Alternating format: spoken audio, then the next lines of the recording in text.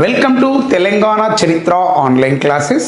మనం ఈరోజు ఏ టాపిక్ను డిస్కస్ చేస్తున్నాము అంటే శాతవాహనులకు సంబంధించినటువంటి ఆ టాపిక్ను డిస్కస్ చేస్తున్నాం. దీంట్లో మనం ప్రధానంగా డిస్కస్ చేసేటువంటి టాపిక్ ఏమిటి అన్నప్పుడు చూడండి, దీంట్లో ప్రధానంగా మనం డిస్కస్ చేసే టాపిక్ ఏంటిది అంటే శాతవాహనులకు సంబంధించినటువంటి ఆధారాల గురించి మనం చూసినాం. దేని గురించి చూసినామమ్మా? శాతవాహనులకు సంబంధించినటువంటి ఆధారాల గురించి మనం చూడడం జరిగింది. ఈ ఆధారాల్లో నేనేమంటున్నా అంటే ఈ యొక్క శాతవాహనుల కాలం నాటి ఆధారాలు రెండు రకాలు అని చెప్పినాం. ఏంటి సారా రెండు రకాల ఆధారాలు అంటే, ఒకటి సాహిత్య ఆధారాలు అని చెప్పినాం, పురావస్తు ఆధారాలు అని చెప్పి కూడా మాట్లాడడం జరిగినది అంటున్నాం. ఏమేమన్నామండి? సాహిత్య ఆధారాలు, పురావస్తు ఆధారాలు అని చెప్పినాం. Okay right. ఏమేం చెప్పినామండి? సాహిత్య ఆధారాలు, పురావస్తు ఆధారాలు అని చెప్పి మాట్లాడుతూ ఉన్నాం. ఇప్పుడు శాతవాహనులకు సంబంధించినటువంటి అంశాన్ని మనం ఇప్పుడు చూసుకుందాం. Okay right. రెడీ రాస్తున్నా చూడండి. టాపిక్ పేరు వచ్చేసి శాతవాహనులు అని చెప్పి పిలుస్తున్నాం. రైట్. ఏమంటున్నాం సార్? శాతవాహనులు అని చెప్పి మాట్లాడుతున్నాం. ఇప్పుడు శాతవాహనులకు సంబంధించినటువంటి ఆధారాలు. మరి శాతవాహనులకు సంబంధించినటువంటి ఆధారాల్లో మనం ఫస్ట్ దేని గురించి మాట్లాడుతున్నాము అంటే సాహిత్య ఆధారాల గురించి డిస్కస్ చేస్తున్నాం. దేని గురించి డిస్కస్ చేస్తున్నాం సార్? సాహిత్య ఆధారాల గురించి డిస్కస్ చేయడం జరుగుతుంది. ఈ సాహిత్య ఆధారాలు ఏమిటి అన్నప్పుడు ఒక్కొక్క దాన్ని నేను తెలియజెప్పాలి. సాహిత్య ఆధారాలు మళ్ళీ రెండు రకాలు. సాహిత్య ఆధారాలు అంటే ఏమిటి? లిఖిత పూర్వకంగా ఏమైనా ఆధారాలు లభ్యమైతే వాటినే ఏమంటారు అంటే సాహిత్య ఆధారాలు అని చెప్పి పిలుస్తారు అంటున్నాం. ఏమంటున్నాం మనిషి? లిఖిత పూర్వకంగా ఏమైనా ఆధారాలు లభ్యమైతే వాటినే ఏమంటాము అంటే సాహిత్య ఆధారాలు అని చెప్పి పిలుస్తాం. సాహిత్య ఆధారాలు అంటే ఏమిటి? లిఖిత పూర్వకంగా సార్ ఏమంటున్నాం సార్? లిఖిత పూర్వకంగా ఏమైనా ఆధారాలు లభ్యమైతే వాటినే ఏమంటున్నాము అంటే సాహిత్య ఆధారాలు అని చెప్పి పిలుస్తున్నాం. లిఖిత పూర్వకంగా లభ్యమైనటువంటి ఆధారాలనే మనం ఏమంటున్నామండి? సాహిత్య ఆధారాలు అని చెప్పి పిలుస్తున్నాం. మరి ఈ సాహిత్య ఆధారాలు మళ్ళీ రెండు రకాలు అంటున్నా. సాహిత్య ఆధారాలు మళ్ళీ రెండు రకాలు. ఏంటి సార్ సాహిత్య ఆధారాలు మళ్ళీ రెండు రకాలు అంటే, ఒకటేమో స్వదేశీ రచనలు అంటున్నాం. సార్ ఏమంటున్నాం సార్? స్వదేశీ రచనలు అని చెప్పి పిలుస్తున్నాం. ఇవి మళ్ళీ రెండు రకాలు అని చెప్పినాను. ఒకటేమో స్వదేశీ రచనలు అని చెప్తున్నా, మరొకటి ఏమంటున్నాము అంటే విదేశీ రచనలు అని చెప్పి పిలుస్తున్నాం. ఓకేనా రైట్. ఒకటి స్వదేశీ రచనలు అంటున్నా, మరొకటేమో విదేశీ రచనలు అంటున్నా. ఏ దేశం యొక్క చరిత్రను చూసినా ఆ దేశం యొక్క చరిత్రను తెలుసుకోవడానికి మనకు రెండు రకాల ఆధారాలు దోహదపడతాయి. ఒకటేమో సాహిత్య ఆధారాలు, పురావస్తు ఆధారాలు. సాహిత్య ఆధారాల్లో మళ్ళీ రెండు రకాలు, స్వదేశీ రచనలు, విదేశీ రచనలు అంటున్నాం. ఓకేనా? ఇప్పుడు నేను ఏమంటున్నామంటే స్వదేశీ రచనలు అంటే ఏమిటి? ఈ యొక్క స్వదేశీయుల చేత మన దేశ చరిత్రను మన దేశీయులు రాస్తే దాన్ని స్వదేశీ రచనలు అంటాం. మన దేశం యొక్క చరిత్రను విదేశీయులు ఎవరైనా, విదేశీ యాత్రికులు ఎవరైనా రాస్తే దాన్ని విదేశీ చరిత్ర అంటే విదేశీ రచన అని చెప్పి పిలుస్తూ ఉంటాం. ఇప్పుడు ఇందులో ఈ స్వదేశీ రచనల గురించి మనం చూద్దాం. ఏం చూద్దామయ్యా? స్వదేశీ రచనల గురించి మనం ఇప్పుడు చూడాలయ్యా. ఓకేనా రైట్. దేని గురించి చూడాలి సార్? ఇప్పుడు మనము స్వదేశీ రచన గురించి మనం చూసుకోవాలా. రైట్. ఇక్కడ రాస్తున్నా చూడండి. స్వదేశీ రచనలు అంటున్నాం. సార్ ఏమంటున్నాం సార్? స్వదేశీ రచనలు అని చెప్పి పిలుస్తున్నాం. స్వదేశీ రచనలల్లా మనం మొదటిది ఏమంటున్నాము అంటే కొన్ని ఉన్నాయి స్వదేశీ రచనలు. ఏంటి అంటే ఫస్ట్ పురాణాలు అంటున్నాం. సార్ ఏమంటున్నాం సార్?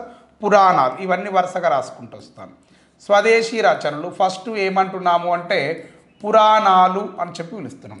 రెండోది ఏమంటున్నాము అంటే ఐతరేయ బ్రాహ్మణం అంటున్నా. ఏమంటున్నాం సార్? ఐతరేయ బ్రాహ్మణం అని చెప్తున్నా. ఏంటిదే? ఐతరేయ బ్రాహ్మణం.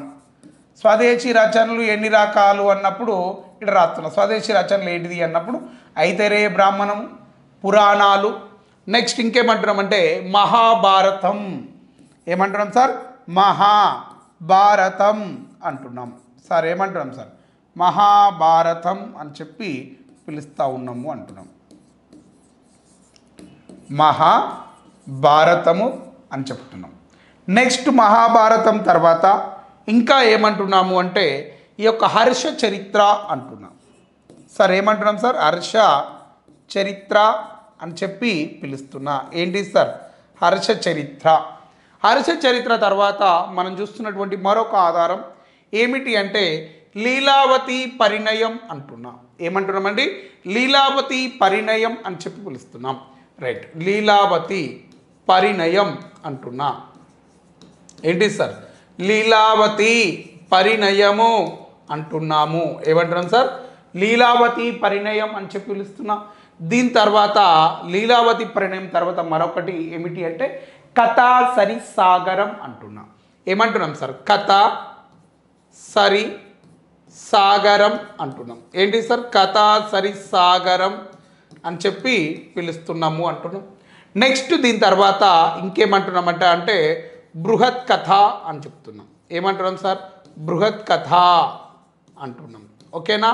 నెక్స్ట్ బృహత్ కథ తర్వాత మనం ఇంకేం పిలుస్తున్నాము అంటే కాతంత్ర వ్యాకరణం అంటున్నాం. ఏమంటున్నామండి? కాతంత్ర వ్యాకరణం అని చెప్పి పిలుస్తున్నాం. ఏంటి సార్? కాతంత్ర వ్యాకరణము అంటున్నాం. ఏంటిది? కాతంత్ర వ్యాకరణము అని చెప్పి పిలుస్తున్నాం. నెక్స్ట్ ఇంకా ఏం తీసుకొస్తున్నానంటే సుహృ లేఖ. ఏమంటున్నా? సుహృ లేఖ అని చెప్తున్నా. ఏంటి సార్? సుహృ లేఖ అని చెప్పి పిలుస్తున్నాం. నెక్స్ట్ సుహృ లేఖ తర్వాత ఇంకా ఏమంటున్నామంటే గాథా సప్తశతి. ఏమి? గాథా సప్తశతి అంటున్నాం. ఇవన్నీ ఎవలకు సంబంధించినటువంటి ఆధారాలు అంటే శాతవాహనులకు సంబంధించినటువంటి సాహిత్య ఆధారాలుగా మనం వీటిని గుర్తించడం జరుగుతుంది. ఏమంటున్నామండి? ఇవన్నీ సాహిత్య ఆధారాలు అని చెప్పి మనం మాట్లాడుతున్నాం. ఓకే, నెక్స్ట్ దీని తర్వాత మనం విదేశీ రచనలు, ఇవన్నీ స్వదేశీ రచనలు. మరి ఒక్కొక్క దాని గురించి నేను ఎక్స్ప్లెనేషన్ కూడా ఇస్తాను. నెక్స్ట్ దీని తర్వాత విదేశీ రచనల గురించి మనము నేర్చుకోబోతున్నాం. దేని గురించి నేర్చుకుంటున్నాం అంటున్నా? విదేశీ రచనల గురించి మనం నేర్చుకుంటున్నాం. రైట్, ఇక్కడ రాస్తున్నాం చూడండి. విదేశీ రచనలు అంటున్నాం సార్. ఏంటిది? విదేశీ రచనలు అని చెప్పి పిలుస్తున్నా. రైట్, ఏంటి సార్? విదేశీ రచనలు అని చెప్పి నేను మాట్లాడుతున్నా. విదేశీ రచనలల్లో ఫస్ట్ అంటే విదేశీయుల చేత రచించబడినటువంటి పుస్తకాలను ఏమన్నాము అంటే విదేశీ రచనలు అని చెప్పి పిలుస్తున్నాము. ఓకేనా? మరి విదేశీ రచనలల్లా మనం చూస్తున్నటువంటి మొదటిది ఏమిటి అంటే ఒకటి Periplus of the Erythraean Sea. Right, ఇక్కడ రాస్తున్నా చూడండి. Periplus of the Erythraean Sea అంటున్నా. ఏమంటున్నాం sir? Periplus of the Erythraean Sea అంటున్నా. Periplus of the Erythraean Sea sir. ఏమంటున్నాం sir? Periplus of the Erythraean Sea అని చెప్పి పిలుస్తున్నాం. ఓకేనా? నెక్స్ట్ దీని తర్వాత మరొక్క దాన్ని తీసుకొస్తున్నా. ఏమిటి అంటే ఇండికా అంటున్నాం. ఏమిటి సార్? ఇండికా అనే గ్రంథాన్ని తీసుకొస్తున్నా. నెక్స్ట్ దీని తర్వాత న్యాచురల్ హిస్టరీ అంటున్నాం. ఏమంటున్నామండి? న్యాచురల్ హిస్టరీ అని చెప్తున్నా సార్. ఏంటిది? న్యాచురల్ హిస్టరీ అని చెప్తున్నా. ఓకే, నెక్స్ట్ న్యాచురల్ హిస్టరీ తర్వాత గైడ్ టు జాగ్రఫీ. ఏమి? గైడ్ టు జాగ్రఫీ అని చెప్తున్నాం. ఏమంటున్నాం సార్? గైడ్ టు జాగ్రఫీ అని చెప్పి పిలుస్తున్నాం. ఏమని పిలుస్తున్నాం సార్? గైడ్ టు జాగ్రఫీ అని చెప్తున్నాం. నెక్స్ట్ దీని తర్వాత ఇంకేం తీసుకొస్తున్నామంటే ఈ యొక్క హుయాసాంగ్ యొక్క సియుకి అనే పుస్తకం. ఎవరిది అంటున్నా? సియుకి అంటున్నా. సియుకి అనే పుస్తకాన్ని ఎవరు రాసినారు? రైట్, ఇవి మనకి ఇక్కడ కనిపిస్తున్నటువంటి అంశాలు అంటున్నాం. ఓకేనా? రైట్, ఇవి విదేశీ రచనలు అంటున్నా. ఇవి విదేశీ చరిత్రకారులు భారతదేశం యొక్క చరిత్రను గురించి రాసినటువంటి పుస్తకాలు. మరి ఇట్లా వీళ్ళు భారతదేశం యొక్క చరిత్రను రాస్తుంటే ఇంకా ఏమైంది అంటే వీళ్ళు ఎవరి గురించి రాశారు అంటే భారతదేశ చరిత్రతో పాటు శాతవాహనుల యొక్క చరిత్రను కూడా దీంట్లో రాయడం జరిగింది అంటున్నా. ఎవరి యొక్క చరిత్రను రాసినారు అంటున్నా? శాతవాహనుల యొక్క చరిత్రను కూడా రాయడం జరిగినది అని చెప్తున్నా. ఓకేనా? ఎవరి గురించి రాసినారు అంటున్నామండి? శాతవాహనుల యొక్క చరిత్రను కూడా దీంట్లో రాయడం జరిగినది అంటున్నాం. ఓకేనా? రైట్. శాతవాహనుల యొక్క చరిత్రను కూడా దీంట్లో రాయడం జరిగినది అని చెప్తున్నాం. సో ఇవి మనకు విదేశీ రచనలుగా మనం గుర్తించడం జరుగుతూ ఉంది అంటున్నాం. ఓకేనా? నెక్స్ట్ దీని తర్వాత ఇప్పుడు ఒక్కొక్క దాన్ని మనం తీసుకొని రావాలా. ఓకే, ఫస్ట్ మనం ఏం తీసుకుందామంటే పురాణాల గురించి నేర్చుకుందాం. దేని గురించి నేర్చుకుందాం అంటున్నా? సాహిత్య ఆధారాల్లో మొదటిది పురాణాల గురించి మనం నేర్చుకుంటున్నాం. అయ్యా ఇంటూ రావా, ఏం నేర్చుకుంటున్నామయ్యా? పురాణాల గురించి మనము నేర్చుకోవడం జరుగుతుంది అంటున్నా. రైట్, ఇక్కడ రాస్తుంది చూడండి, పురాణాలు అని చెప్తున్నా. ఏంటి సార్? పురాణాలు అని చెప్పి పిలుస్తున్నాం. పురాణాలలో మరి సారు ఇప్పుడు నేను అడుగుతాను, భారతదేశంలో పురాణాలు ఎన్ని? తెలిస్తే చెప్పండి, తెలియకపోతే నేను చెప్తా. పురాణాలు ఎన్ని అని చెప్పి నేను అడుగుతున్నా. పురాణాలు ఎన్ని ఉన్నాయి అంటే మనకు సుమారుగా 18 పురాణాలు కలవు. ఎన్ని పురాణాలు ఉన్నాయి అంటున్నా? 18 పురాణాలు కలవు అని చెప్తున్నా. పురాణాలు ఎన్ని? 18. అందుకే ఈ 18 పురాణాలని ఏమని పిలిచారు అంటే అష్టాదశ పురాణాలు అని పిలిచారు. ఏమని పిలిచినారు? అష్టాదశ పురాణాలు అని పిలిచారు. రైట్, ఇక్కడ రాస్తున్న చూడండి, ఏమని పిలిచినారు సార్? అష్టాదశ. మంచిగా రాయాలి కదా. రైట్, ఏమని పిలిచినారు? అష్టాదశ పురాణాలు అని చెప్పి పిలవడం జరిగినది. ఏమని పిలిచినారు అంటామండి? అష్టాదశ పురాణాలు అని చెప్పి పిలిచారు. I asking one question about the Ashtadasha Puranas. Right, but is the name of first Purana? But is the name of first Purana? తొలి పురాణం ఏమిటి అని చెప్పి నేను అడుగుతున్నా. తొలి పురాణం ఏమిటి అని అడుగుతున్నా. Anyone answer please. మరి మొదటి పురాణముగా మనం దేన్ని గుర్తిస్తున్నాం అన్నప్పుడు రైట్, దాని పేరు చెప్తాను చూడండి. మొదటి పురాణము, తొలి పురాణముగా మనం దేనిని గుర్తిస్తున్నాం? ఇక్కడ రాస్తున్న చూడండి అధ్యక్షులారా, అయ్యా బిడ్డలారా మంచిగా వినండి. తొలి పురాణం ఏమిటి అంటే బ్రహ్మ పురాణం. ఏమిటి? బ్రహ్మ పురాణం మొదటిది. రైట్, అష్టాదశ పురాణాలలో మొదటిది ఏమిటి అంటే బ్రహ్మ పురాణము అని చెప్పి పిలుస్తున్నాం. ఏమంటున్నాం సార్? బ్రహ్మ పురాణం అని చెప్తున్నా. మరి చివరి పురాణం ఏమిటి? చివరి పురాణం ఏది అన్నప్పుడు ఇక్కడ రాస్తున్న చూడండి, చివరి పురాణం అంటే 18వ పురాణముగా దేన్ని గుర్తిస్తున్నాం అన్నప్పుడు రైట్, వింటున్నారా? తొలి పురాణము బ్రహ్మ పురాణము, చివరి పురాణము ఏమిటి అని నేను అడుగుతుంటే మీరు చెప్పాలి అధ్యక్ష, బ్రహ్మాండ పురాణము. ఏమంటున్నా? బ్రహ్మాండ పురాణము అని చెప్తున్నాము. ఏమంటున్నాం సార్? బ్రహ్మాండ పురాణము అనేది చివరి పురాణముగా మనం గుర్తిస్తున్నాం. బ్రహ్మాండ పురాణము అనేది చివరి పురాణము అని చెప్పి మనం మాట్లాడతాం. అయిపోయి ఇది చివరి పురాణం. ఇప్పుడు మనకు కావాల్సింది శాతవాహనుల గురించి తెలియజెప్పిన పురాణాలు ఏమిటి? శాతవాహనుల గురించి తెలియజెప్పిన పురాణాలు ఏమిటి అని చెప్పి నేను అడుగుతున్నా. Anyone answer ఇవ్వగలుగుతారు? రైట్, నేనే చెప్తా. ఇక మీరు ఇవాళనే కొత్తగా తిరిగి మీరేం చెప్తారు? మళ్ళా ఆగమాగం చేస్తానా నేను మిమ్మల్ని? గుర్తుపెట్టుకోరు బిడ్డ, సబ్జెక్ట్ ఇంటే నౌకరు వస్తుంది. నౌకరు వచ్చింది అంటే నీ జీవితం మారుతుంది. జీవితం మారుతుంది అంటే నీ లైఫ్ స్టైల్ మారబోతుంది అని అర్థం. ఓకేనా? రైట్, ఇప్పుడు శాతవాహనుల గురించి తెలియజెప్పిన పురాణాలు ఏమిటి రాయాలి కదా నేను. ఇప్పుడు శాతవాహనుల గురించి తెలియజెప్పిన పురాణాలు. రైట్, శాతవాహనుల గురించి తెలిపిన పురాణాలు ఏమిటి?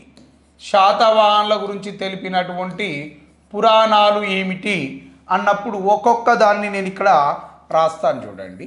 ఏమిటి అంటే శాతవాహనుల గురించి తెలియజెప్పిన పురాణాలు ప్రధానంగా మనకి ఎన్ని ఉన్నాయి అంటే ఒక 5 పురాణాలు కనిపిస్తూ ఉంటాయి అని చెప్తున్నాం. ఒక 5 లేదా 4 కనిపిస్తాయి. ఇప్పుడు ఇందులో ఏంటి అంటే ఒకటి ఏమంటున్నామంటే ఈ యొక్క బ్రహ్మ పురాణం, భాగవత పురాణం అంటున్నాం. రైట్, ఏమంటున్నామండి? భాగవత పురాణము అని చెప్పి పిలుస్తున్నా. సరే, ఏంటి సార్? భాగవత పురాణము అంటున్నా. ఓకే, రెండోది ఏమిటి అంటే వాయు పురాణం అంటున్నా. ఏమంటున్నాం సార్? వాయు పురాణము అని చెప్తున్నా. ఓకేనా? నెక్స్ట్ ఇంకా ఏమంటున్నాము అంటే ఈ యొక్క బ్రహ్మాండ పురాణము అని చెప్పి పిలుస్తూ ఉన్నాం. ఏమంటున్నాం సార్? బ్రహ్మాండ పురాణము అంటున్నా. రైట్, బ్రహ్మాండ పురాణము అని చెప్తున్నాం. ఏం సార్? బ్రహ్మాండ పురాణము అని చెప్తున్నాం. నెక్స్ట్ దీని తర్వాత ఇంకా ఏమంటున్నామంటే నెక్స్ట్ మరొక పురాణం మత్స్య పురాణం అంటున్నాం. ఏమంటున్నాం సార్? మత్స్య పురాణము అని చెప్తున్నా. మత్స్య పురాణము అంటున్నాం. నెక్స్ట్ లాస్ట్ పురాణం వీళ్ళ గురించి తెలియపేది ఏమిటి అంటే విష్ణు పురాణము. విష్ణు పురాణము అని చెప్పి పిలుస్తున్నాం. రేపు పొద్దుగాల క్వశ్చన్ అడుగుతాడు. ఏమని క్వశ్చన్ అడుగుతాడు అంటే శాతవాహనుల గురించి తెలియజెప్పిన శాసనాలను క్రింది వానిలో గుర్తించండి అని అడుగుతాడు. అప్పుడు ఆప్షన్ 1 భాగవత పురాణం, ఆప్షన్ బి ఈ యొక్క 2 వాయు పురాణం, 3 బ్రహ్మాండ పురాణం, ఆప్షన్ 4 మత్స్య పురాణం అని ఇచ్చినాడు అనుకోండి. ఇక్కడి వరకు ఇప్పుడు ఆప్షన్లో ఇచ్చినాడు. రైట్, ఇప్పుడు మనోడు ఏం చేస్తాడు అంటే ఇక్కడ ఆప్షన్ ఏ 1 మరియు 2, ఆప్షన్ బి 2 మరియు 3, ఆప్షన్ సి 3 and 4 ఇట్లా ఇస్తాడు. ఆప్షన్ డి 5 అన్నీ అని ఇస్తాడు. అంటే ఇవన్నీ తెలిసినప్పుడు మాత్రమే మనం ఆన్సర్ చేయడానికి అవకాశం ఉంటుంది. కాబట్టి ఇవన్నిటిని బాగా జాగ్రత్తగా చదువుకొని పెట్టుకోవాలి. ఎట్లా పడితే అట్లా ఆగమాగమం కావద్దు మళ్ళా. ఓకేనా? రైట్, ఇట్లా భాగవత పురాణం, వాయు పురాణం, విష్ణు పురాణం, బ్రహ్మాండ పురాణం, ఈ యొక్క మత్స్య పురాణం ఇవన్నీ ఎవరి గురించి తెలియజేస్తున్నాయి అంటే శాతవాహనుల గురించి మనకు తెలియపడం జరుగుతూ ఉంది అంటున్నాం. సో ఇప్పుడు ఇవన్నిటిని మనం గుర్తుపెట్టుకోవడానికి ఏమైనా యాక్సెస్ ఉందా మైండ్లో అన్నప్పుడు చూడండి, ఇవన్నిటిని గుర్తుపెట్టుకోండి. నేను ఒక సింపుల్ కోడ్ ఇస్తున్నాను. ఏంటి ఆ కోడు అంటే బావా బావా బామా పిలుస్తుంది, బామ వింటుంది, బావ బామ వింటుంది, బా భాగవత పురాణం, వా వాయు పురాణం, బా బ్రహ్మాండ పురాణం, మా మత్స్య పురాణం, వింటుంది విష్ణు పురాణం. బావ బామ విష్ణు పురాణం చదువుతుంది అని చెప్పినా అయిపోద్ది. బావ బామ విష్ణు పురాణం చదువుతుంది లేదా వింటుంది. బావ బామ విష్ణు పురాణం వింటుంది, బా భాగవత పురాణం, వా వాయు పురాణం, బా భామ బా బ్రహ్మాండ పురాణం, మా మత్స్య పురాణం. ఓకే, వింటుంది విష్ణు పురాణం. అయిపోయింది. ఈ 5 పురాణాలు ఎవరి గురించి తెలియజేస్తున్నాయి అంటే శాతవాహనుల గురించి తెలియపడం జరుగుతూ ఉంది అంటున్నాం. ఓకేనా? ఇందులో ఒక్కొక్క పురాణం గురించి మనం మాట్లాడుకుందాం. ఫస్ట్ ఏమంటున్నామట అంటే మనము వాయు విష్ణు భాగవత పురాణాలు ఏమని చెప్పినాయి, వాయు పురాణం కానీ విష్ణు పురాణం కానీ భాగవత పురాణాలు కానీ శాతవాహనుల గురించి ఏం చెప్పినాయి అని చెప్పి మనం మాట్లాడుకుందాం. ఓకేనా? రైట్, ఇప్పుడు ఒక్కొక్క ముచ్చట్ను మనం తెలుసుకుందాం.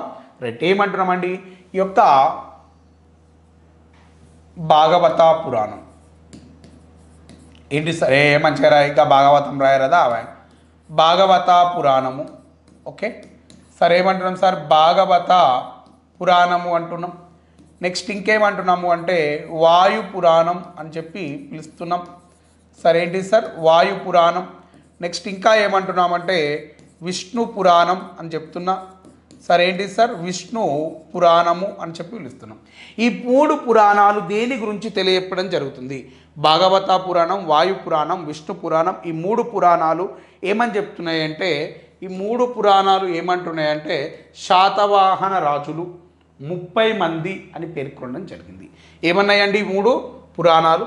శాతవాహన రాజులు ఎంతమంది అన్నాయి అంటే శాతవాహనులు 30 మంది రాజులు అని చెప్పి పేర్కొన్నాయి. ఎంతమంది రాజులు అని చెప్పి పేర్కొన్నాయి? 30 మంది రాజులు అని చెప్పి పేర్కొనడం జరిగినది అని చెప్తున్నాం. ఎంతమంది రాజులు అని చెప్పినాయి అంటున్నామండి? 30 మంది రాజులు అని చెప్పి పేర్కొన్నవి అని చెప్తున్నాం. ఎవరు? శాతవాహన రాజులు ఎంతమంది? 30 మంది. ఏ పురాణం చెప్పింది? భాగవత పురాణం, వాయు పురాణం, విష్ణు పురాణం పేర్కొనడం జరిగినది. ఇప్పుడు మత్స్య పురాణం ఏం చెప్తుంది? మరి మత్స్య పురాణం ప్రకారం శాతవాహన రాజులు ఎంతమంది అంటే 29 మంది రాజులు. మత్స్య పురాణం ప్రకారం శాతవాహన రాజులు. రైట్, ఇక్కడ రాస్తున్నా చూడండి. మత్స్య పురాణం ప్రకారం ఏమంటున్నాం సార్? మత్స్య పురాణం ప్రకారం శాతవాహన రాజులు ఎంతమంది అంటే వీళ్ళు 29 మంది రాజులు కలరు. మత్స్య పురాణం ప్రకారం శాతవాహనులు ఎంతమంది? 29 మంది రాజులు కలరు అని చెప్పి నేను మాట్లాడుతూ ఉన్నా. ఏ పురాణం ప్రకారము అంటున్నా? మత్స్య పురాణం ప్రకారం శాతవాహనులు ఎంతమంది ఉన్నారు అంటే 29 మంది కలరు అని చెప్పి నేను మాట్లాడుతున్నాం. సార్ అర్థమైందా సార్? శాతవాహనులు ఎంతమంది ఉన్నారు సార్? మత్స్య పురాణం ప్రకారం 29 మంది రాజులు ఇక్కడ కనిపిస్తూ ఉన్నారు అని చెప్పి నేను తెలుపుతున్నాను. ఓకే, నెక్స్ట్ ఇకపోతే ఇంకా ఏమంటున్నామంటే ఈ యొక్క మత్స్య పురాణం మరియు భాగవత పురాణం శాతవాహనులని ఆంధ్ర మ్లేచ్చులు అని చెప్పి పేర్కొనడం జరిగినది అంటున్నా. ఏమంటున్నామండి? ఆంధ్ర మ్లేచ్చులు అని చెప్పి పేర్కొన్నాయి. ఏ పురాణము అంటున్నా? మత్స్య పురాణము. ఇక్కడ రాస్తున్నా చూడండి. ఏ పురాణము అంటున్నా? మత్స్య పురాణము. రైట్, ఇక్కడ చూడండి. ఏ పురాణం సార్? ఇది మత్స్య పురాణము. ఈ మత్స్య పురాణము ఏమంటుంది అంటే నెక్స్ట్ దీనికి సోపతిగా ఇంకొక పురాణాన్ని తీసుకుంటున్నా. ఏమిటి అంటే భాగవత పురాణము అని చెప్పి పిలుస్తున్నా. ఏం పురాణం అంటున్నాం సార్? భాగవత పురాణం. ఈ రెండు పురాణాలు ఏమంటున్నాయి అంటే శాతవాహనులను ఏమని పిలిచారు అంటే ఆంధ్ర మ్లేచ్చులు అని చెప్పి పిలిచినవి అని చెప్తున్నాం. శాతవాహనులను ఏమని పిలిచారు అంటే వీళ్ళు ఆంధ్ర మ్లేచ్చులు అని చెప్పి పిలవడం జరిగినది అంటున్నా. సార్ మంచిగా రాయి. ఏమని పిలిచినాం సార్ వీళ్ళను? ఆంధ్ర మ్లేచ్చులు అని చెప్పి పిలిచారు అంటున్నాం.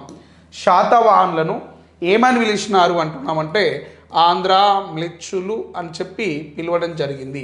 ఏ పురాణం ప్రకారము యొక్క శాతవాహనులను ఏమన్నారు అంటున్నామంటే ఆంధ్ర మ్లేచ్చులు అని చెప్పి పిలిచాము. సార్ ఏమని పిలిచినాం సార్?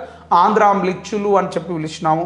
ఎవరిని ఆంధ్ర మ్లేచ్చులు అని చెప్పి పిలిచినాము అంటే శాతవాహనులను. ఏ పురాణం ప్రకారం? మత్స్య పురాణం భాగవత పురాణం ప్రకారం శాతవాహనులను ఆంధ్ర మ్లేచ్చులు అని చెప్పి పిలవడం జరిగినది అని చెప్తున్నాం. ఓకేనా? ఇప్పుడు మత్స్య పురాణం ఏమంటున్నది అంటే ఈ యొక్క శాతవాహనులు కాలంలో మనకు ఒక ప్రముఖ వ్యక్తిని పరిచయం చేసింది. అతని పేరు ఏం పేరు అంటే మొదటి శాతకర్ణి అని చెప్పి పిలుస్తున్నాం. ఏమంటున్నామండి? మొదటి శాతకర్ణి అని చెప్పి మాట్లాడుతూ ఉన్నాం. సార్ ఇంతకు మత్స్య పురాణం ఎవరి కాలంలో సంకలనం చేయబడ్డది? సార్ మత్స్య పురాణం ఎవరి కాలంలో సంకలనం చేయబడ్డది అన్నప్పుడు రైట్, ఇది శాతవాహనులలో మలి శాతవాహనులలో ప్రముఖుడైనటువంటి యజ్ఞశ్రీ శాతకర్ణి కాలంలో మత్స్య పురాణమును సంకలనం చేయడం జరిగింది. రైట్, అర్థమవుతుందా నేను చెప్పేది?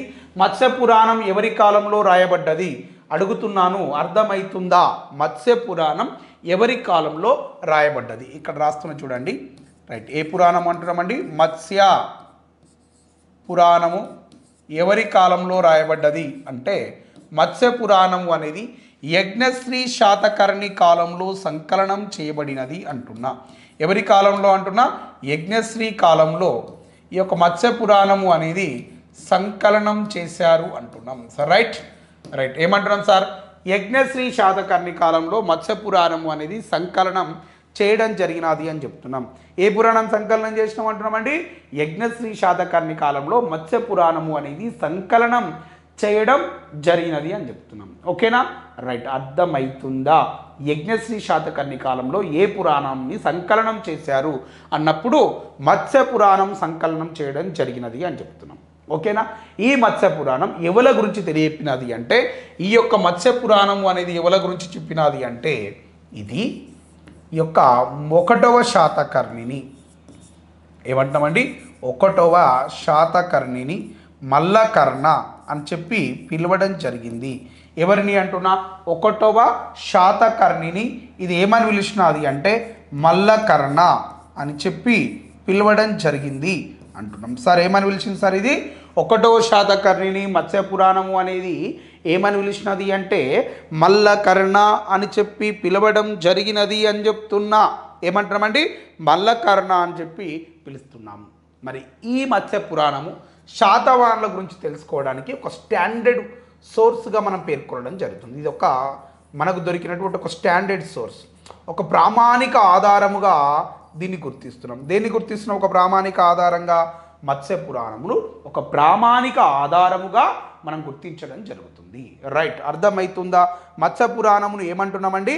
ఒక ప్రామాణిక ఆధారంగా మనము పేర్కొనడం జరుగుతూ ఉంది అంటున్నాం. దేన్ని పిలుస్తున్నామండి? మత్స్య పురాణమును ఒక ప్రామాణిక ఆధారము అని చెప్పి మనము గుర్తించడం జరుగుతుంది అంటున్నాం. అర్థమవుతుందా? రైట్, మత్స్య పురాణమును ఏమని పిలుస్తున్నా? ఒక ప్రామాణిక ఆధారం. ఎవరి గురించి తెలుసుకోవడానికి? Described about Satavahanas. ఇది శాతవాహనుల గురించి తెలుసుకోవడానికి మనకు లభ్యమైనటువంటి ఒక ప్రామాణిక ఆధారము అని చెప్పి నేను మాట్లాడుతున్నాను. ఓకేనా? రైట్, ఇకపోతే నెక్స్ట్ ఇంకా ఏం చెప్తున్నాను అంటే ఈ యొక్క మత్స్య పురాణం ఈ విధంగా మనకు తెలియపడం జరిగినది అని చెప్తున్నాం. మరి ఇంకా ఈ యొక్క మత్స్య పురాణం ప్రకారం శాతవాహనులతో పాటు నివసించినటువంటి కొన్ని జాతుల గురించి తెలియజేస్తాను. ఏ ఏ జాతులు నివసించినాయి అంటే శబరి, గుహది అనే జాతులు ఈ యొక్క శాతవాహనులతో కలిసి భారతదేశంలోని తూర్పు భాగంలో నివసించారు అని చెప్పి మేము మాట్లాడుతూ ఉన్నాం. ఏమంటున్నామండి? శబరి, గుహది ఈ యొక్క జాతులు శాతవాహనులతో కలిసి ఏ ప్రాంతంలో నివసించారట? భారతదేశానికి తూర్పు భాగంలో నివసించారు అంటున్నాం. రైట్, అకార్డింగ్ టు మత్స్య పురాణ ఏమంటున్నాము అంటే ఈ మత్స్య పురాణం ప్రకారం శాతవాహనులతో నివసించిన జాతులు. మత్స్య పురాణం ప్రకారం శాతవాహనులతో నివసించిన జాతులు ఏమిటి? శాతవాహనులతో నివసించిన జాతులు ఏమిటి అన్నప్పుడు ఒక్కొక్కటిగా రాస్తాను చూడండి. ఒకటి పుండ్ర, పులింద, శబరి, గుహది అనే జాతులు. ఏమంటామండి? ఒకటి పుండ్ర, రెండవది పులింద. ఏమంటున్నాం సార్? పుండ్ర, పులింద. నెక్స్ట్ ఇంకా ఏమంటున్నామంటే శబరి, గుహది అని చెప్పి పిలుస్తున్నాం. ఏంటి సార్? శబరి. నెక్స్ట్ ఇంకా ఏమంటున్నామంటే గుహది అనే జాతులు శాతవాహనులతోటి నివసించినవి అని చెప్పి నేను పిలుస్తున్నా. ఏమేం జాతులు సార్? పుండ్ర, పులింద, శబరి, గుహది. మళ్ళొక్కసారి చెప్తున్నాం. పుండ్ర, పులింద, శబరి, గుహది అనే జాతులు ఎవరితో నివసించినాయి అంటే శాతవాహనులతో కలిసి నివసించినాయి. ఎక్కడ నివసించినాయి అన్నప్పుడు భారతదేశం యొక్క తూర్పు భాగంలో. ఏమంటున్నామండి? భారతదేశం యొక్క తూర్పు భాగంలో వీళ్ళు నివసించినారు అంటున్నా. భారతదేశానికి తూర్పు భాగంలో వీళ్ళు శాతవాహనులతో పాటు నివసించినటువంటి జాతులుగా మనం వీటిని పేర్కొనడం జరుగుతూ ఉంది అంటున్నాం. ఓకేనా? రైట్, ఇకపోతే నెక్స్ట్ ఇంకా ఏమంటున్నామంటే శాతవాహనుల యొక్క వంశనామమును గురించి పేర్కొన్నటువంటి పురాణము ఏది? శాతవాహనుల యొక్క వంశనామమును గురించి పేర్కొన్నటువంటి పురాణము ఏమిటి? ఇక్కడ రాస్తాను చూడండి. శాతవాహనుల యొక్క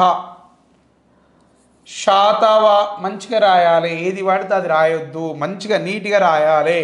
రైట్, శాతవాహనుల వంశనామమును గురించి, శాతవాహనుల వంశనామమును గురించి తెలిపిన పురాణం ఏది అంటే విష్ణు పురాణం శాతవాహనుల యొక్క వంశనామమును గురించి తెలియపినది అంటున్నా. ఏమంటున్నామండి?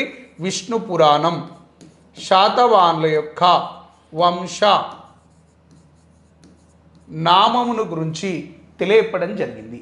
మొట్టమొదటిసారిగా శాతవాహనుల యొక్క వంశనామాన్ని పేరు చివరన జోడించుకునే సాంప్రదాయాన్ని ప్రారంభించింది ఎవరు? శాతవాహనుల యొక్క వంశనామాన్ని పేరు చివరన జోడించుకునే సాంప్రదాయాన్ని ప్రారంభించింది ఎవరు? రైట్, ఇక్కడ నేను రాస్తున్న చూడండి. ఆయన పేరు ఏం పేరు అంటే 1వ శాతకర్ణి అంటున్నాం. ఏం పేరు అంటున్నామండి? 1వ శాతకర్ణి. ఈ ఒకటి మంచిగా రాయాలి కదా. రైట్, 1వ శాతకర్ణి అంటున్నాం. ఏంటి సార్? 1వ శాతకర్ణి యొక్క వంశనామాన్ని పేరు చివరన ఏమంటున్నామండి? పేరు చివరన వంశనామాన్ని జోడించుకునే సాంప్రదాయాన్ని ప్రారంభించాడు అంటున్నాం. పేరు చివరన వంశనామాన్ని జోడించుకునే సాంప్రదాయంను ప్రారంభించాడు. వంశనామాన్ని జోడించుకునే సాంప్రదాయాన్ని ప్రారంభించాడు. అప్పటిదాకా ఏ రాజు తన పేరు పక్క పొంటి ఈ యొక్క వంశనామాన్ని రాయలేదు. ఇతడు మాత్రమే ఆ సాంప్రదాయంను ప్రారంభించాడు. ఎవరు? ఈ యొక్క ఒకటవ శాతకర్ణి. మరి విష్ణు పురాణము అనేది శాతవాహనుల యొక్క వంశనామమును గురించి పేర్కొనడం జరుగుతుంది. ఏ పురాణము అంటున్నా? విష్ణు పురాణం. ఎవరి గురించి తెలియజేస్తుంది అంటున్నా? శాతవాహనుల యొక్క వంశనామమును గురించి పేర్కొనడం జరిగినది అని చెప్పి నేను మాట్లాడుతూ ఉన్నాను. నెక్స్ట్ ఇంకా ఏమంటున్నామంటే శాతవాహనుల యొక్క వంశవృక్షమును గురించి తెలియజెప్పినటువంటి పురాణం ఇది. విష్ణు పురాణమా, మత్స్య పురాణమా, భాగవత పురాణమా, వాయు పురాణమా, బ్రహ్మాండ పురాణమా? ఇప్పుడు నేను ఏమంటాను అంటే మత్స్య పురాణము. ఏమంటున్నామండి? మత్స్య పురాణము అని చెప్పి పిలుస్తున్నాను. రైట్. ఏ పురాణం సార్? మత్స్య పురాణము అని చెప్పి మాట్లాడుతూ ఉన్నాము అంటున్నా. రైట్. ఏ పురాణం సార్? మత్స్య పురాణము అని చెప్పి పిలుస్తున్నాం. ఇది శాతవాహనుల యొక్క వంశవృక్షమును గురించి తెలిపినది, వివరించినది అంటున్నా. శాతవాహనుల యొక్క వంశవృక్షమును గురించి వివరించినది, తెలిపినది ఎవరు అంటే ఈ యొక్క ఏంటిది అంటున్నామండి?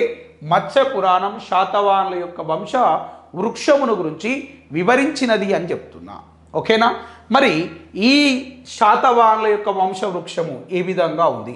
అకార్డింగ్ టు మత్స్య పురాణ శాతవాహనులు మనకు ఎన్ని వర్గాలు అంటున్నాం అంటే శాతవాహనులు 2 వర్గాలు అంటున్నాం. వాళ్ళే ఏమిటి అంటే ఒకటేమో తొలి శాతవాహనులు అని చెప్పి పిలుస్తున్నాం, వర్గాలు అని చెప్పి పిలుస్తున్నాం. శాతవాహనులు ఎన్ని వర్గాలు? 2 వర్గాలు అని చెప్పినాం. రైట్. నిన్ననే చెప్పుకున్నాం శాతవాహనులు ఎన్ని వర్గాలు అన్నప్పుడు వీళ్ళు 2 వర్గాలుగా మనం పేర్కొనడం జరుగుతుంది. ఒకటేమో ఏమంటున్నాము అంటే తొలి శాతవాహనులు అని చెప్పి పిలుస్తున్నా. ఏమంటున్నాం సార్? తొలి శాతవాహనులు అని చెప్పి పిలుస్తున్నాము. సరే, ఏమంటున్నాం సార్? తొలి శాతవాహనులు అని చెప్పి పిలుస్తున్నాం. మరొకరు ఏమంటున్నాము అంటే మలి శాతవాహనులు అని చెప్పి మాట్లాడుతున్నా. సరే, ఏమంటున్నాం సార్? మలి శాతవాహనులు అంటున్నాం. తొలి శాతవాహనులు, మలి శాతవాహనులు అని చెప్పి పిలుస్తున్నాం. రైట్. ఏమంటున్నాం సార్? మలి శాతవాహనులు అని చెప్పి పిలుస్తున్నాము అంటున్నాం. రైట్. ఏమంటున్నాం సార్? తొలి శాతవాహనులు, మలి శాతవాహనులు అని చెప్పి పిలుస్తున్నాం. శాతవాహనులు ఎన్ని రకాలు? 2 రకాలు. తొలి శాతవాహనులు, మలి శాతవాహనులు. తొలి శాతవాహనులు ఎవరు? మరి మలి శాతవాహనులు ఎవరు? తొలి శాతవాహనులు ఎప్పటి నుంచి ఎప్పటిదాకా? మొత్తం శాతవాహన రాజులు ఎంతమంది? 30 మంది. ఓకేనా? ఎంతమంది అంటున్నామండి? 30 మందిగా మనం పేర్కొనడం జరుగుతుంది. మరి మత్స్య పురాణం వంశవృక్షం గురించి తెలియజెప్పింది. ఇప్పుడు దీని ప్రకారం మనకి 29 మంది అన్నారు, కానీ ఇక్కడ 30 మందిని నేను పరిచయం చేస్తున్నాను. వాళ్ళు ఎవరు అంటే తొలి శాతవాహనులు మొత్తం ఎంతమంది అంటే 1 నుంచి 24 మంది.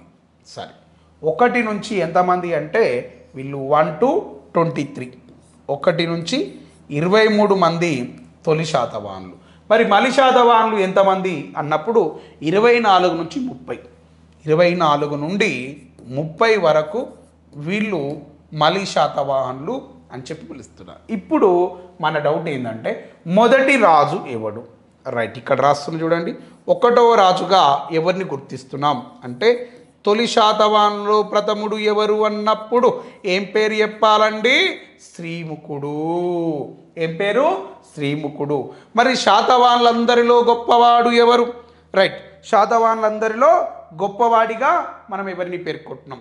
శాతవాహనులందరిలో గొప్పవాడిగా మనం ఎవరిని పేర్కొంటున్నాము అంటే రైట్, అతని పేరే గౌతమిపుత్ర శాతకర్ణి అని చెప్పి పిలుస్తున్నాము అంటున్నాం.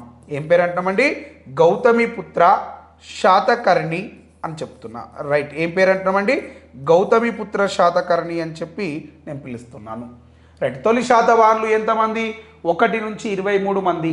1వ రాజు పేరు ఏం పేరు? శ్రీముఖుడు. 23వ రాజు పేరు ఏం పేరు? గౌతమిపుత్ర శాతకర్ణి. శాతవాహనులందరిలో గొప్పవాడెవరు? గౌతమిపుత్ర శాతకర్ణి. ఆయన తొలి శాతవాహనుడా, మలి శాతవాహనుడా? తొలి శాతవాహనుడు. ఎవరంటున్నామండి? తొలి శాతవాహనుడు. ఎవరు? గౌతమిపుత్ర శాతకర్ణి. ఓకే. నెక్స్ట్ ఇకపోతే మరొక ముచ్చట, మలి శాతవాహనులు ఎంతమంది అంటున్నా 24 మంది నుంచి 24 నుంచి 30 నంబర్. ఇప్పుడు నేను ఇక్కడ రాస్తున్న చూడు నంబరు 24వ రాజు ఎవరు అని చెప్పి నేను అడుగుతున్నా. 24వ రాజుగా మనం ఎవరిని గుర్తిస్తున్నామంటే ఈ యొక్క రెండవ పులోమావి. ఎవరు అంటామండి? 24వ రాజు ఎవరు అంటే రెండవ పులోమావి అని చెప్తున్నా. సరే, ఏం పేరు అంటున్నామండి? రెండో పులోమావి అని చెప్పి పిలుస్తున్నా. నెక్స్ట్ ఇక పోతే 30వ రాజు ఎవరు అన్నప్పుడు ఆయన పేరు ఏం పేరు అంటున్నామంటే మూడవ పులోమావి. రైట్, ఏం పేరు అంటున్నామండి? మూడవ పులోమావి 30వ రాజుగా మనం గుర్తించడం జరుగుతుంది. రైట్, ఏమంటున్నాం సార్? మూడో పులోమావిని మనం 30వ రాజుగా గుర్తిస్తున్నాం. అర్థమవుతుందా? 24వ రాజు ఎవరు? 24వ రాజు రెండో పులోమావి. 30వ రాజు ఎవరు? మూడో పులోమావి. అర్థమైందా? ఓకే కల్లాస్. ఈ విధంగా మనం శాతవాహనుల యొక్క వంశవృక్షముల గురించి దేని ద్వారా తెలుసుకున్నాము అంటే ఈ యొక్క మత్స్య పురాణం ద్వారా తెలుసుకోవడం జరిగినది అని చెప్తున్నాం. దేని ద్వారా తెలుసుకున్నామంటామండి? మత్స్య పురాణం ద్వారా శాతవాహనుల యొక్క వంశవృక్షముల గురించి మనము తెలుసుకోవడం జరిగినది అని చెప్పి మీకు తెలుపుతున్నాను. ఓకేనా అండి? రైట్, ఈ విధంగా మనం ఈ ముచ్చట్లను మనం ఇక్కడ చూస్తూ ఉంటాం. ఓకే రైట్, ఇవన్నీ క్లారిటీ వచ్చినాయి కదా. శాతవాహనుల యొక్క వంశవృక్షముల గురించి తెలియజెప్పినటువంటి పురాణం ఏది అన్నప్పుడు వంశవృక్షముల గురించి తెలియజెప్పినటువంటి పురాణం ఏది అంటే మత్స్య పురాణము అంటున్నాం. ఓకేనా? మత్స్య పురాణం ప్రకారం శాతవాహనులు ఎన్ని వర్గాలు కలవు? 2 వర్గాలు. ఏంటి? తొలి శాతవాహనులు, మలి శాతవాహనులు. తొలి శాతవాహనులు ఎప్పటి నుంచి ఎప్పటి వరకు? 1 నుంచి 23. మలి శాతవాహనులు ఎప్పటి నుంచి ఎప్పటి వరకు? 24 నుంచి 30 వరకు. 1వ వాడెవడు? శ్రీముఖుడు. 23వ వాడెవడు? గౌతమిపుత్ర శాతకర్ణి. క్వశ్చన్ తిప్పడుగుతాడు ఇప్పుడు. తొలి శాతవాహనులలో ప్రథముడు ఎవరు? శాతవాహనులలో చివరి వాడెవరు? శాతవాహనులలో గొప్పవాడెవరు? మలి శాతవాహనులలో ప్రథముడు ఎవరు? మలి శాతవాహనులలో గొప్పవాడెవరు? మలి శాతవాహనులలో చివరి వాడెవరు? శాతవాహనులు తొలి శాతవాహనులలో చివరివాడు ఎవరు? ఇట్లా అడుగుతాడు. తొలి శాతవాహనులలో చివరివాడు గౌతమిపుత్ర శాతకర్ణి. శాతవాహనులలో చివరివాడు మూడో పులోమావి. మలి శాతవాహనులలో గొప్పవాడు యజ్ఞశ్రీ శాతకర్ణి. మలి శాతవాహనులలో ప్రథముడు రెండో పులోమావి. శాతవాహనులో మొదటివాడు శ్రీముఖుడు. తొలి శాతవాహనులో మొదటివాడు శ్రీముఖుడు. శాతవాహనులందరిలో గొప్పవాడు గౌతమిపుత్ర శాతకర్ణి. ఇలా కంటెంట్ను మనం డెలివర్ చేసుకుంటూ ఉంటాం. ఓకేనా? సో ఇవి మనకి ఇక్కడ పురాణాల ప్రకారం మనం తెలుసుకున్నటువంటి అంశాలుగా మనం గుర్తించడం జరుగుతుంది.